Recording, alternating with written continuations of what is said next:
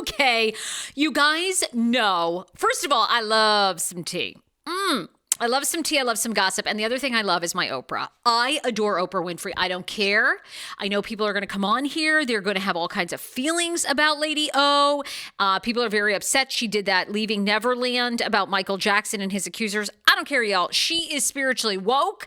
I love me some Lady O. So everyone has been talking for the past week. Of Meghan Markle and Prince Harry sitting down with Oprah for a tell-all. Now, I actually don't really care about the royal family, to be quite frank with you, and I care less after I give you this review. I have never been more roped in to marketing. Okay, if there's a sign that marketing works, it was for this goddamn interview.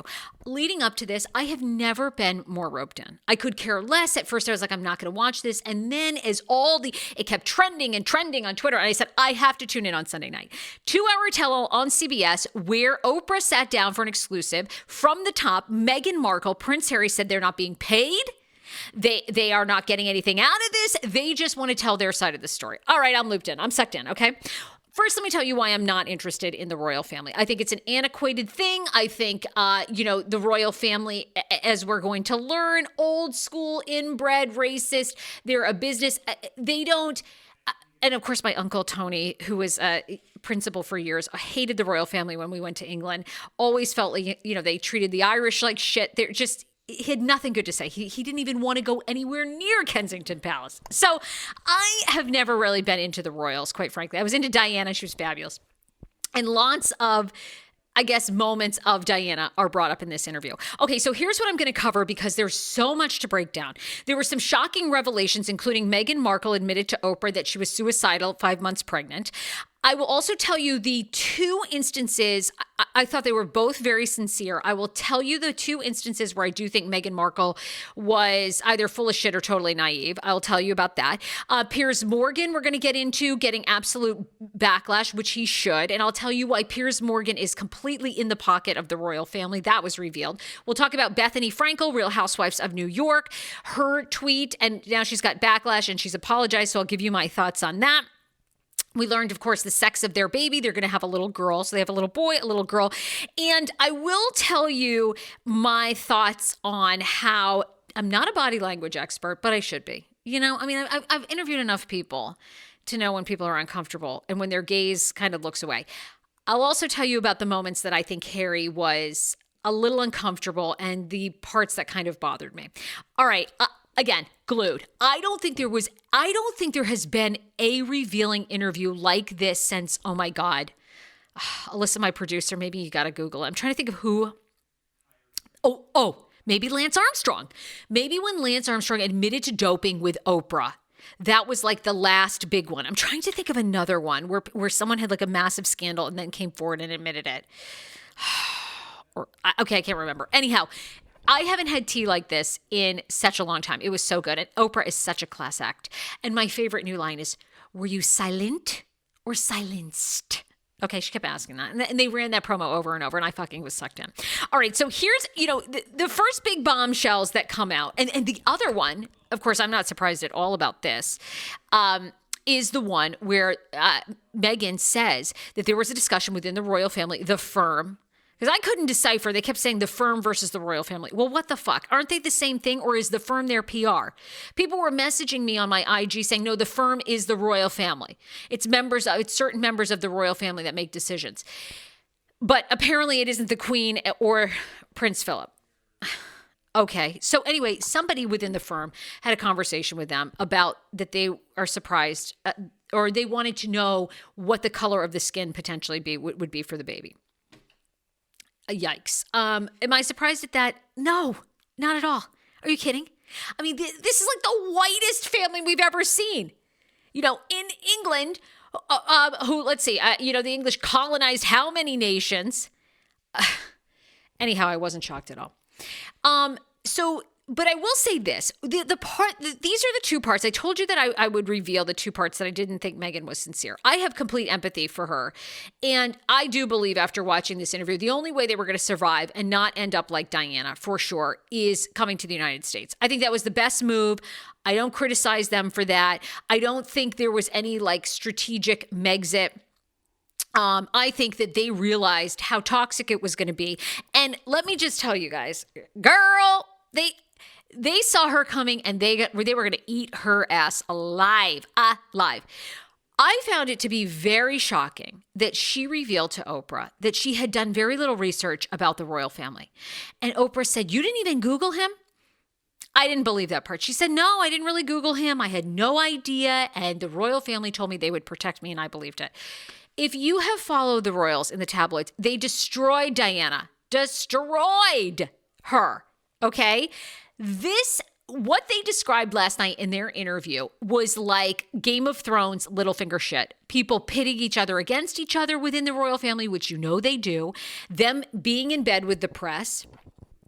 Harry even admitted, and I thought this was even like the biggest bombshell of all, that the royal family essentially has deals with the tabloids, which PS is what the Kardashians have done, which is why you will always, as long as there are deals made, you will see People, Daily Mail, Us Weekly, you will see certain publications always cover the Kardashians when they are doing nothing but, blow drying the hairs on their ass. They have arrangements, and so do these guys. In fact, the royal family hosts tabloids like the Daily Mail, the Sun. Every single year, they come and they schmooze, and the royal family is only kept going because no one gives two fucks about them. They're shoved down our throats all the time. They're basically like a gift shop at Disney World, and the press is like their Disney fan club. And the two have to have each other or they don't have anything. That was the bombshell for me. I'm like, damn, that's the first time a royal has ever said that. And Harry said that basically Prince William and his father are trapped. And I agree. They're trapped in that cycle. They're addicted to the press. They make their money that way because they sell all kinds of tchotchkes when you go to England. I mean, the hell with that. I am done. I am not buying one Camilla and, Prince Charles teacup ever again. Fuck that noise. Big revelation for me. Big. So once I got that context, I was like, okay. Meghan had no idea what she was in for. None. Now, I have to say, I that's just the part I didn't find sincere. I think that she loved all the ideas of being a princess. She even gave this kind of cheesy quote to Oprah at one point. She was like, I was home. I couldn't leave the house. I started watching Little Mermaid and I realized that was my life. And she was silenced. And then at the end, she gets her voice back. And Oprah's like, yeah, she gets her voice back. I'm like, okay, bitch. I'm with you here. I support you. I know that they had it out for you. I know they don't like black people. But spare me the fucking Ariel, analogy, okay? And you got to do your homework. I don't know if your husband failed you. I don't know if you failed yourself. I don't know. But for God's sakes, you're marrying into a business, okay? A corporate business. So you didn't have any hesitation and think, okay, shit, they're not going to really be real. And by the way, they're going to protect Kate Middleton because Kate Middleton has been bred for this job. So those were the two parts where I was like, okay, girl, you've lost me. I don't believe it. I think you want it. I think you're in love with him for sure. I think he's in love with you. I think you wanted all the love. You wanted all the attention in the trap, as I would. I'm a complete fucking narcissist too. And I mean, please, I want to be a princess. I mean, look at me. I'm 8 months pregnant, 175 pounds. I mean, make me a star. I wanted to. I completely get where you're coming from, but I do not believe, or if you didn't do your due diligence, a little bit, you got to take accountability for that because, I mean, you should have asked around and knew how hard it was going to be in this family. The other thing I didn't quite buy, they really protect the queen at all costs. I don't believe that the queen is innocent in this whole thing. The queen is the fucking queen. If she wanted to put a stop to the fake tabloid stories, she would. But the fake tabloid stories keep feeding the machine. They feed the beast, and they make Prince William, who's going to be king, and Kate Middleton, who will be queen, look a lot better, which is what they do. We hear that Kate Middleton ended up making Meghan cry before the wedding. Weddings are always dramatic. Let me tell you, I got hammered in front of my mother-in-law, basically gave her a lap dance like a month before the wedding. I couldn't even believe Schman still married me, but he did. So weddings are, they're all very highly emotional. Shit happens like between families, okay? But Meghan says she forgives Kate. Move on, So I think, I think Prince Harry, I think Prince William, I think Kate, they probably fed stories about Meghan for sure. They didn't like her because she was a woman of color and she's American. They don't fucking like Americans, okay? They say they do. Of course, they need us for allyship, but they don't. And Kate Middleton is the perfect example. I mean, private school bred. She's bred for the job. She's boring. Look at her. I mean, I'm sure she's lovely if you're into tea, crumpets, and that goddamn curtsy that you have to learn how to do. Okay? But I've always wondered why Kate was bland and boring. Well, because that's the role of the royal family. You turn your life over to them. Your keys, your passport. We learned the whole thing. So that was it. That was big. The suicide thing was big. I can understand why she was suicidal because, I mean, who would want to live that life? It was so, look at Diana. Diana ended up dying basically from living out this craziness of like the press and everything. But they feed the press. They feed the press. So I will say that. I also said that I was going to reveal I'm not a body reading expert, body language reading expert, but Harry to me seemed very uncomfortable at points in this. One was he won't reveal who had the conversation, which by the way, we all know it was probably his father, Prince Charles, Camilla, and Prince William. That's just my alleged speculation. He will not reveal who it was. I thought that was classy because look, at the end of the day, they are your family. And, you know, everybody listening to this, I mean, everybody has racist family members. You like love them, but you also know that they're problematic. He wouldn't reveal who that person was. They said it wasn't the Queen and it wasn't the King. Oprah ended up revealing that the next day on CBS. Okay. I did think this. The part that gives me some pause for them, because I want them to make it. I really like these two together. I love them. They need the money. I'm pitching my fucking podcast to them because they need the cash. All they've got is what Diana gave him. They don't have a cent more because they were cut off, no security. And this is basically because Archie's like part person of color. I'm like, terrific. I've got some ideas. I'm going to pitch them to them. I want these two to make it. But I did think Harry was not completely comfortable with essentially talking about his family. And I think the relationship is clearly strained between he and his brother, and they've been very close. And that part worries me because I hope Meghan, and maybe I'm reading all wrong. But I want Harry and Will, even if Kate decides not to have a relationship with them, they're brothers. And I never like to see a family rift where brothers are torn apart or brothers and sisters because life is short. You never know what's going to happen.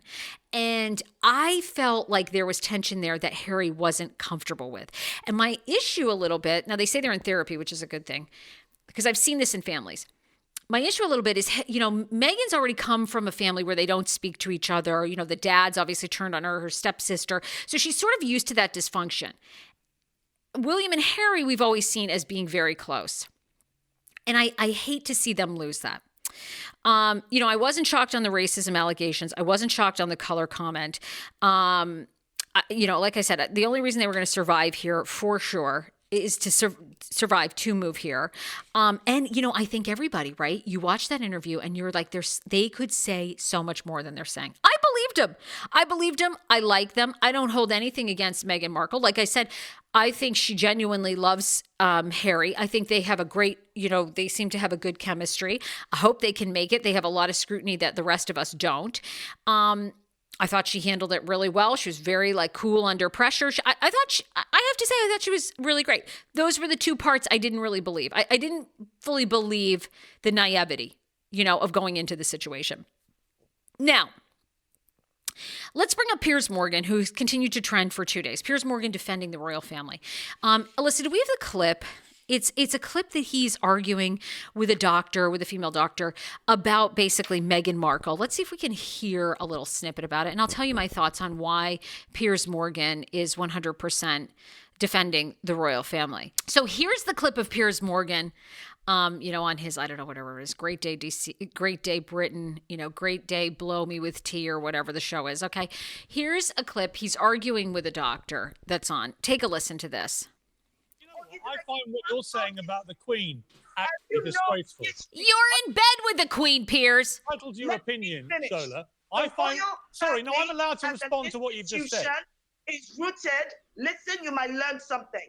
The royal family as an institution is rooted in colonialism, white supremacy, and racism. The legacy's right there. So you're now surprised that a comment would have been made by several members of the royal family about how dark It's not several members, actually. No. She's probably wrong on that part. All right. Harry and Meghan, are we allowed to engage in any of this? Let me finish. Well, you're not stopping. That Harry and Meghan have the audacity to speak that truth, then you should be at the actual outrage. Okay. It's very obvious to me. Piers Morgan he's part of the press. He was like, he worked for he still works and writes articles for the Daily Mail. This man is wined and dined by the royal family and knows where his bread is buttered, which is exactly what Harry said, which is why he's going to defend the fucking queen. Okay. So you don't even need to lose your knickers over that. All right. I can tell you right now, that's why. She's right, by the way. It's rooted in colonialism and colonialism and in racism. I actually do agree with Piers on the point. I don't think it was several members of the royal family. I think it was a couple members, but that's kind of just a slip gaff. The other person that was trending was Bethenny Frankel all day yesterday after Bethenny was like, boo-hoo, you've got 70 hours, all this stuff. My friend, comedian Jessica Kirsten, who's been on this show, tweeted out about her, and I loved, oh my God, I was like, my friend Jessica Kirsten is so savage. Bethenny, anyway, getting a ton of backlash, like, fuck you, Bethenny. Bethenny has apologized to Meghan Markle, basically saying she didn't really believe Meghan Markle. Here was, the original tweet was, Crimea River, the plight of being a game show host, fairly unknown actress, to suffering in a palace with tiaras and seven-figure weddings for 2 whole years, to being a household name with Oprah on speed dial, fetching $7 million for interviews, which, by the way, Oprah got $7 million, not Meghan and Harry. Hundreds of millions in media deals. That might be true for Meghan and Harry. Anyway, she ended up apologizing. But Jessica Kirsten, our girl, wrote, I was the warm-up comic on your failed morning talk show, and you were a total bitch to me. For months, you never said hello, and you ordered me around like a dog. One day, I walked off set because I had had enough of your shit. Have a great day. Damn! I know that's true, too. So anyway, that's my thoughts. Is I believe Jessica Kirsten.